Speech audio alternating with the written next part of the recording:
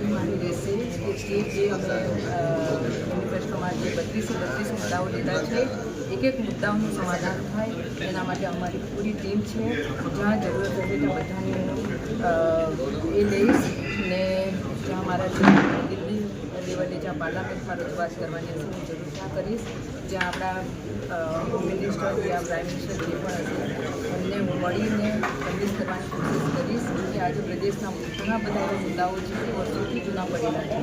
એ બધા જ મુદ્દાઓનું હમણાં સમાધાન થશે અને 5 વર્ષનો અમારી સામે ગાળો હશે.